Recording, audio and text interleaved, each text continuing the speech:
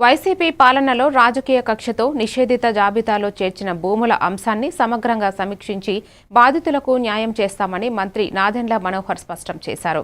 గత ప్రభుత్వంలో కారణం లేకుండా అనేక భూములను నిషేధిత జాబితాల్లో చేర్చి రైతులు, సామాన్య ప్రజలను తీవ్ర ఇబ్బందులకు గురి చేశారని ఆయన విమర్శించారు. భూముల లావాదేవీలు నిలిచిపోయి యజమానులు మానసిక, ఆర్థిక ఒత్తిడికి లోనయ్యారని చెప్పారు. ప్రస్తుత ప్రభుత్వం అధికారంలోకి వచ్చిన తరువాత ఈ భూములపై పూర్తిస్థాయి పరిశీలన చేపట్టామని మంత్రి తెలిపారు. రికార్డులు, ఆధారాలు పరిశీలించి నిజమైన యజమానులకు న్యాయం చేసే దిశగా చర్యలు తీసుకుంటామని చెప్పారు. జరిగిన పొరపాట్లు వీటన్నిటిపైన కూడా ప్రతి జిల్లాలో కూడా సమీక్షించి త్వరగా దీన్ని ఆ సమస్య పరిష్కారం చేయమని ఆయన ఇచ్చిన ఆదేశాల మేరకు ఈరోజు ఏలూరు జిల్లాలో మొట్టమొదటిసారి ప్రజలకే అవకాశం ఇచ్చి వచ్చిన ప్రతి అర్జీని స్వీకరించడమే కాకుండా పరిష్కారం చేసే విధంగా చర్యలు తీసుకుంటున్నాం.